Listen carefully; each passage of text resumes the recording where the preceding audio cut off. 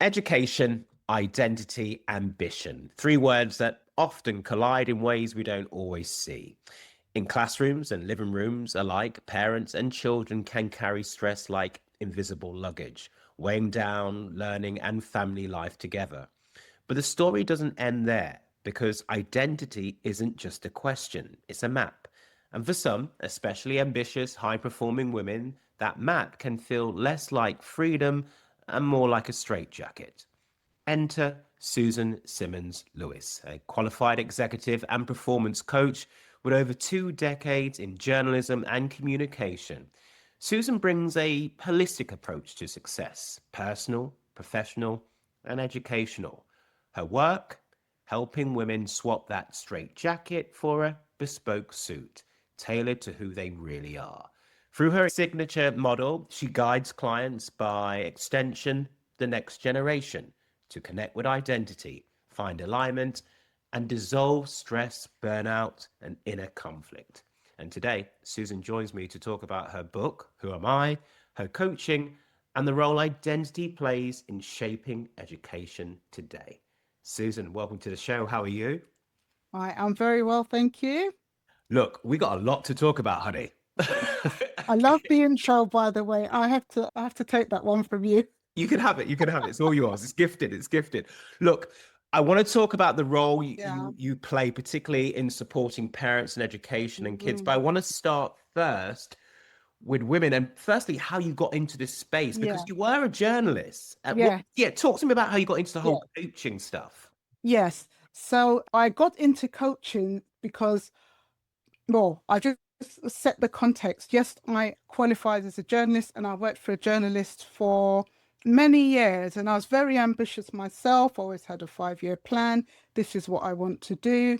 It was a bit of it wasn't a straightforward road getting there. When I decided to go to university, I didn't know what I wanted to do. So I thought, oh, I'll just do law.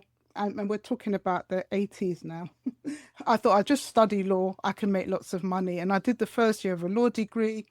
And I just knew this is not for me. I found myself daydreaming, wondering what was going to happen after the a contract law case. Say, oh, it ruled in this person's favor. And I would think, what happened to their lives afterwards? How did this impact them? And I didn't know, something just felt misaligned. And then I thought, well, I'm not going to do this after a year. I'll just go and do something that I really enjoy, which was politics. So I switched to a politics degree because I was interested how the world works, all of this sort of thing. And although I was gifted in reading, writing, poetry, and all of these gifts, I never made the connection between this is what you could do and this is what you should do. This whole Hmm. thing. I didn't translate it because I had this belief instilled, programming from when you're young. And one of mine was nothing's of value unless you work hard for it. You got to work hard for it. So unless it was causing me pain in some way to study and achieve something, I didn't see it as valuable. So all these skills I had, I didn't make the connection with them. And that's the Anyway, echo, isn't it? That's the yeah, echo from the Caribbean and the African household. yes, Because definitely, I know it to be true. I know that to be true. definitely. It's like if we're Yeah, struggling, if we're not yeah, holding that weight, yeah. nothing's worth what's coming out of it. Definitely. And those things that bring you joy or maybe your hobbies is like, that's not hard That's not work. hard. That's coming too easy. And so, and my parents from the Caribbean, they Mm, didn't go through the education system here. So mm, although they were ambitious for us, there was not a roadmap to say, you mhm. know, you're going to go to university or any of this. Yeah, kind of had to find my own way, but they supported those Amen. decisions. So studied politics, enjoyed it, didn't have a clue what I was going to do, still didn't make a connection. Oh, you could actually use your skill as a writer, all of this. I didn't even develop it because I didn't see it as valuable. And then by my final year, I thought I'll go and I did a master's degree in journalism. And that's when I really got into thinking, yes, this is something I can do. And, I really enjoyed it. I started my career at the Voice newspaper. So I was there Amen. for 2 years. And that was a big baptism of fire, actually, into the whole world of Cold Harbor um, Lane, honey. I know it well.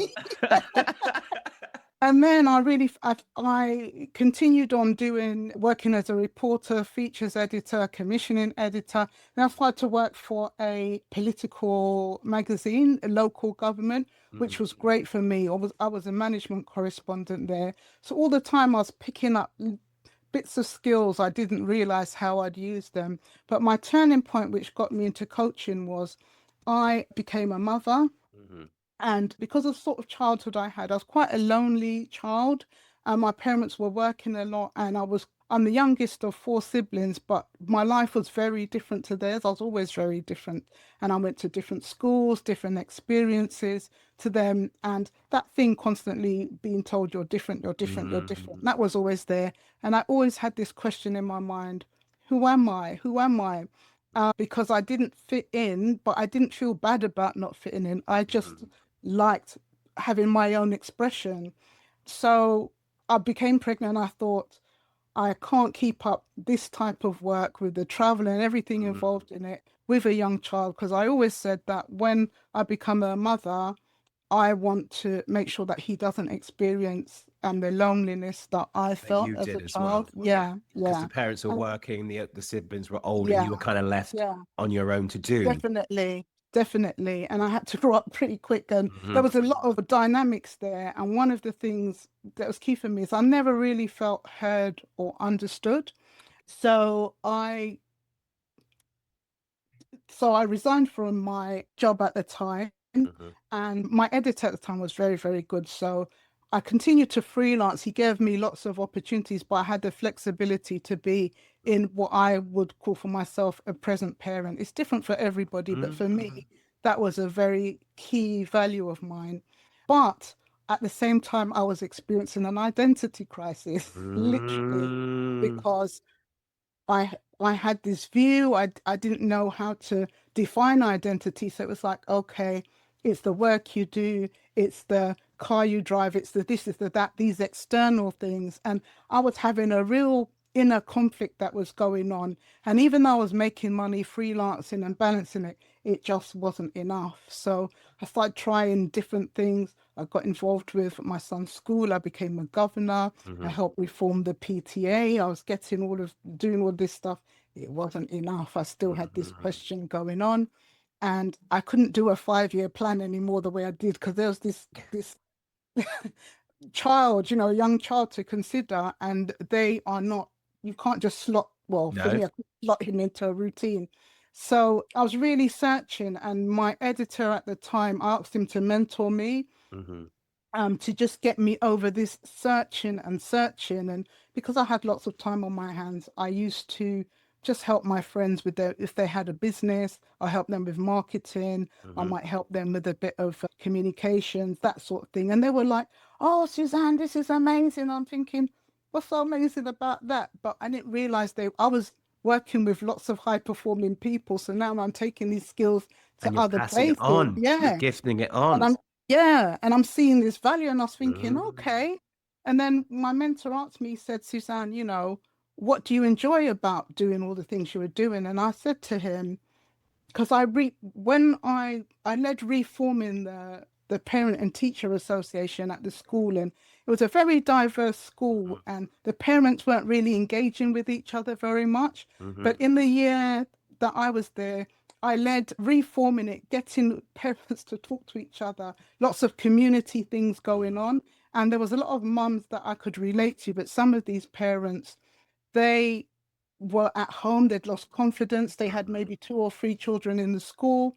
So then, through an activity like reforming, starting the summer fair again, mhm, I could teach one of them marketing skills to go out and get sponsorships, and another one event management, all of this stuff. mhm. And my mentor asked me, what do you like about it? And it wasn't even the event management. I said it's the people, it's It's the seeing women connection grow and and develop. yeah, Yeah, finding yeah, purpose in it, definitely. and how you flip that. And we are going to talk in a moment.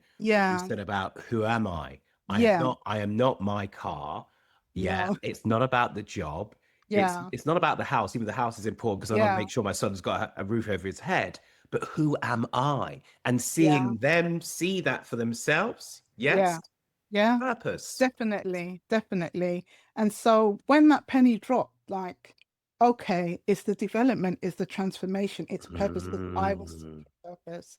And I remember I sent one of my clients that was helping and mhm. on a 2-day coaching weekend. And then they came back and said to me, Suzanne, oh my gosh, I sat there and it was you. It was just like you. Everything that I learned was just like what you do. I didn't even know what coaching was. I didn't have a clue. I didn't know I could get paid for what I would do for free, Yeah. literally. And that started my journey into coaching. And Wow. yeah, Wow. yeah, Okay. and I want to yeah, pause a minute because I want to lead us on because you're going to yeah. explain more. But it could have been easy though, or was it easy to get the first client? Because we now find, as Oprah would say, that aha moment. Mm, You now realize mm, this is what I want to do. You've yeah, got friends, you've got people who were parents at the PTA who you're working with. One's gone away and come back and said, "Oh my God, I can't believe this is what you do." And now you're like, okay, I can get paid for this, but you yeah, got to get paid for this. You got to get clients. Now you've got the marketing skills we've heard all yeah. these things, but how did you reel that first person in? Because of my coach training, I got 2 diplomas, Mhm. and through that training, you have to have practice clients. So I asked people, like, do you want to have a change? Do you want to have a transformation? You can have all of these free sessions with me. So there's quite a number of hours you have to do. It was Mhm. quite in depth.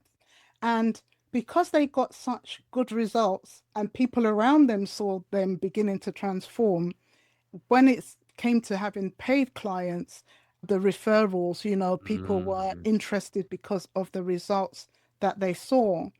But there was still a challenge that I had with doing, okay, what's going to make money and what am I really passionate about in this space? Yeah. And that took time to develop. So when I started coaching, I was saying, well, I know all about careers. I've been a management correspondent. I know about this, I know about that. And I can help people in that way. But as I was helping them, I became more interested. Started to see patterns Mhm. with my clients. Most of them were high performing in on paper, Mhm. but the majority of them were lacking purpose. The goals that they had were not authentic goals. They were their parents' goals or necessity goals. They were dying inside. They had that stress. They had that burnout. Sometimes they didn't come for careers. They came for something else. But when I started to really think and assess what was going on with them, I realized that it's a foundational issue and it's identity. Mhm. And what, first of all, I looked for a definition of identity and I couldn't find one. So I had to create my own. So And what is that? What is that? yeah, right. So there's 5 pillars to identity that I've realized. And what I have seen in my research is that everybody is unique. They have all the same way I had all of these skills and I didn't realize how I'll be using them in the future because I didn't develop them. Mhm. Everybody's unique. They have certain things that is doesn't come from nurture, it comes from nature. And then there's all these other things in the environment that suppress who you really are. And those are the things literally you have to get rid of to get the expression of your identity to come out. So Kafata, you have to get um, them out. yeah, yeah. Mhm. So that's the model I created, but the components of identity are your passion and motivations, your key core values when you drill right down, your belief systems, the things that guide you. And this is not religious beliefs, but No? those recurring patterns. Mhm. I had some limiting beliefs like that one that really impacted my career journey for some time, believing that thing about you have to work hard. Yes, you work hard, but you don't have to die You for have to kill doing that. yourself for it, you know what Yeah, I'm saying? yeah, you could, yeah. And you have beliefs, core values, passion and motivations, personality, Mhm. your traits that are unique to you, that you were literally born doing these things before you were socialized. What have I done? Passion and motivation, personality, Belief values, system, values. and belief systems. Yeah, I think that's it. Yeah. So here's the Yeah. thing which I love about you. So Yeah. there's the discovery, there's the journey, there's the Yeah. implementation, and Yeah. there's the transformational change, and it's the gifting on. Okay, that's what I'm Yes. getting. Okay, which I Yeah. think is Yeah. beautiful. What I love though is the connection between being the parent, understanding what was happening in that environment, and now also supporting. Yes, there's high level coaching. We talk Mm, about the straight mm, jacket and all of that yeah, to the tailored suit, and I get that now. Without even yeah, explaining, I get it now. yeah. But for the mum or the dad at home where they're dealing with a lot of stuff in school, okay, the children are dealing with a lot of stuff in school. Parents historically will talk about the microaggression that they experience, particularly black parents as well, okay, which is Mm, historic, which they're dealing with, and still trying to say to their kids, yeah, try and listen to the teacher, blah, blah, blah, and all those things, even though they know damn well that teacher is racist as can be. Right. Let me just call this as it is yeah, because it's yeah, factual. This is factual. yeah, Okay. But it's now about how do we navigate through that minefield to get one, teachers to understand who sometimes are blinded. Sometimes it's not a perception of in I'm trying to be like this. It's just yeah, again some of that nurture stuff, okay, that you're talking about, okay, and yeah. nature. So how do you work with parents to inspire them to find out who they are again, which they're not just a parent, okay? Mm, You're a mm, person, and deal with the kids and deal with the school because there's a lot going on there. That mix yeah, is quite yeah, toxic. And yeah, I'm just saying that listening to you, and as well as my own experiences yeah, from I know. How do you yeah, navigate all of that? What do you yeah. do? Well, just to provide a little bit more context with the parent coaching, it came by I didn't set out to do parent coaching, Mm, but what I found as I started collecting the case studies and analyzing what was happening, my clients who came and did their own personal transformation, mm, their relationships, they will come back and say, we weren't even working on specifically, I want to get on better with my child. child, I Mm, want a better family environment, I want a better situation with my partner. mhm. They would come back reporting this has improved, that's improved, this improved. I'm getting the feedback now, and I'm thinking, okay, you know, working on you as an individual first and pouring into yourself, you're able to impact all those around you. And then they started to see change behaviors in their young people, not necessarily because they were being told certain things, Mm, but now the parent was modeling change and the children were able to see, oh my gosh, I can see changes in my mum or my father. I knew what they were mm, doing before, and now I'm seeing a change, and this feels really good. This feels mm. more like a safe place. I feel now that I can share it I with can my talk. parent.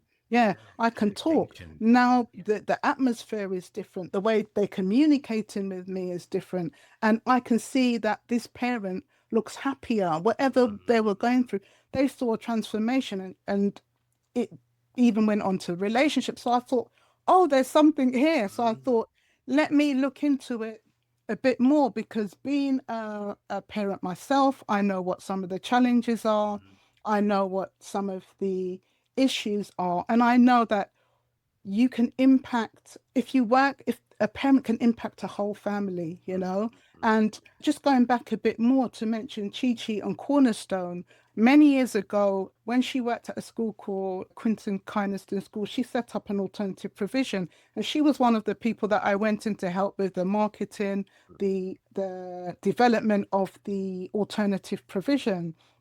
And what I noticed with her, and we're going back, what, 16 years or so, was that engagement with the parents. She was getting extremely good results with the parents because the interventions were with the young people, but the parents were engaged all the mm, way, mm. completely On the supportive. journey. And yeah, and so that always stuck in my mind. And I kept thinking there's so much well, that's debatable how much investment goes into young people, but what happens when they're coming out of that environment and they're going back home and these parents are not Mm, being supportive? They might not even understand what's going on. They haven't had that personal development journey themselves. And it's very, very stressful for parents to balance this. And you were talking about the whole aspects of microaggressions, racism, all of this.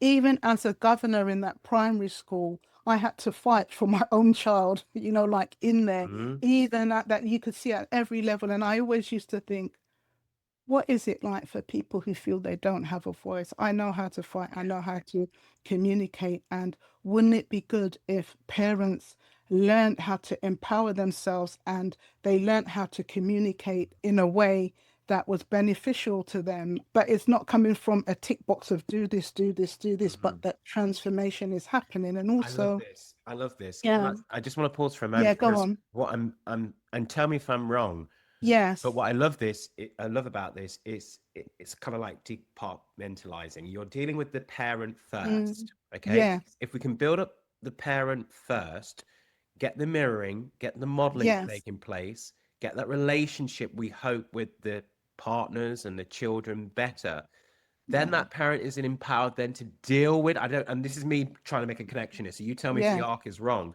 can then deal with and advocate more confidently for themselves and their child, Yeah. say in a school setting. Is that what Yes. we're saying? Yes. Yeah.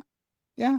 You can't do Because, both at the same time. You've got to yeah. start with the person. Yeah. Yeah. Definitely, because it's sustainable. Yeah. When when real transformation happens, it doesn't leave that person because they've got the benefits of it. And in, Black communities, I can speak from experience, even what I've coached, there's a lot of intergenerational trauma going Trauma. on, which Yeah.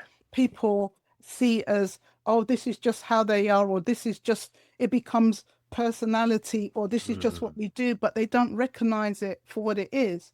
And an example I would give, even growing up, I grew up in a household where there was a lot of strife between my parents, a lot of argument. And yes, it felt really uncomfortable. But after a while, you just become, you numb know, to it. yeah. Uh, And then this way to communicate, you don't know how to deal with conflict in a healthy way because mm. this is the only thing you see, it becomes This normalized. is all you've seen. So this is when you start Yeah. to model yourself. Yes. Yes. So if you say to somebody, oh, conflict, they will just have in their mind, this is Hmm. conflict. This is what it look. They don't know there's any other Hmm. option to it. And a lot of parents, adults, children, but we Hmm. feel sometimes we don't have a choice until we realize that we can be empowered even where we are to take steps. Every Hmm. step you take is taking you closer towards what you want. Hmm. Sometimes, if you look at the whole big thing, you think, oh, I just can't do it. It's too much. But Hmm. if you start to take steps and see those changes, and it's quite unique to where you are, where your individual challenges are, and you feel that somebody really understands you, can meet you where you are, then you can take them on that journey because, yeah, Amen. this mask, so many of us and my clients, they come with masks, and if you don't really look in, if you're not trying to find the connection, you'd think they're living their best life, but without purpose Yeah. and without that, there's so many other things that come into it, connecting with who you really are and shedding the things that suppress you having your true expression. Yeah. It starts with getting comfortable with being uncomfortable, sitting Yeah. in silence, letting that brain go wherever it wants to go, then bringing it down. Yeah. I know my journey, and I like what you say. Is so Yeah. it's behind the mask, Mm. the painted clown, and you have to go. No, you got to take it off. You got to take Yeah. it off, honey. Yeah. You know, Yeah. and it ain't Yeah. easy, but you got to take No. it off. Yeah. Look, we're gonna run out of time, so I want to Yeah. quickly. You've got to come. You're coming back. Don't Yeah. worry, because this has been interesting. I've just literally Yeah. listened because I just think yes, gold Yeah. dust, just nuggets, nuggets, Yeah. nuggets. I want to talk about the book because you Yes. took all this gold, I would say, Mm. and you Thank you. placed it somewhere. Yeah, you placed it Yes. somewhere. Yeah. Talk to me about the book. Who am I? And I Mm. suppose to our listener, and I'm trying to frame this, like I said, a lot for our parents out there, because Yes. people don't understand unless you're a parent what you're dealing with. I just look at the news this week Mm. and some of the issues in some of our schools, particularly for some of our older young people, and the navigation of going from school to home and home to school and all of these kind of things. There's a lot that parents have to deal with. And as you started out by Yeah. saying it from your own experience, people working hard just to make sure they put food in the table, but by also working so hard, maybe there's something of a neglect there. And it's about how do Yeah. you make that time? So Yeah. who am I first is Mm. about, as we've said, the purpose. Talk to me about the book and why for parents maybe listening, this is Mm. something they should pick up. I don't know. I don't know. I think for parents, one, that you have value in yourself. A lot of parents, they're not their first priority. And what happens as a result is they get burnt out, they become stressed, and the whole family is impacted. as a result. And where you think that maybe you don't have the time to put that investment into yourself, because it's an investment of time and an investment of thinking, I really need to be honest with myself and stop telling myself whatever stories I'm telling myself that's keeping me on this treadmill. If you see issues happening with your kids, you may not know how to deal with it, or you may just do the top level of it. This book can really help you get to the root cause of what your issues are, but also you will learn, you'll be able to see and recognize what's going on with your children a lot more clearly to be able to meet them where they are, because there's there's 9 pillars in the model which show what gets in the way, and most people can identify with a lot of them. One is rejection, like how we deal with rejection and what it does to us. And this thing goes back through this intergenerational thing. Yeah. One is, oh gosh, I have to know these off the top of my head now.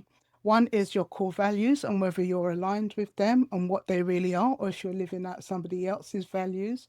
Mm. One looks at the beliefs that hold you back and literally keep you trapped in these cycles. We look at communication, listening, how to really listen, how to deal with conflict, and what that really means. A big one that took 2 chapters was people pleasing, which was a huge Yeah. thing. And there's case studies, very relatable things, case studies with parents. There's something relatable for everybody. Another one which people, sorry, go on. No, go on, finish. Yeah, another one which people I think, what's that? Why is that there? But it was so important was unforgiveness and what that does. Again, that took 2 chapters, literally. Yeah, Wait. yeah. The heavy weight, it changes your personality, how you Yes. are, how you interact. There's so many things, and when you start dealing with all of these things, the real you begins to flourish and come because you're not being suppressed I always anymore. say, it's like the butterfly. It's out of the cocoon, the Yeah, butterfly. literally Uh, transformation. Absolute Yeah, transformation. And I love the last one about the unforgiveness, how it yeah, weighs you down. yeah, The moment you just forgive, you just yeah, let it go. The lightness, the shoulders go. Yeah, you're not looking for anything. You're just saying, you know yeah, what? No, it's fine. I'm letting yeah, that go. Because what worth? What is yeah, it serving me? definitely, What is it? definitely. Look, Susan. And Oh my yeah, God, honey child. Tell people how they can get the book. I really wanted to frame um, it around mm, parents, but it is about you doing yes, the life coaching as well. I know yes, for those who are in business or thinking about changing yeah, careers, all of that, you are going to come back. We yeah, may have a focus around that. But yeah, literally this week, and particularly some of the stuff I've seen in my day job, I really think mm, parents carry so much and sometimes forget who they are. Do you know? definitely, definitely, Outside of being a definitely. parent. All right, tell Yeah, people how they can yeah. connect with you. You've got to come back. And yeah, thank you for sharing your pearls of wisdom. Gold, gold, gold. Thank you, Trevor. Thank you for having me. They can connect with me at my website, www.suzannesimmons.lewis.com. Yeah, Brilliant stuff. As yeah. always, Suzanne, please come back to the show and thank you for shedding so much light on Yes. us today. And Trevor, thank you so much for your summaries. I love them. You're welcome.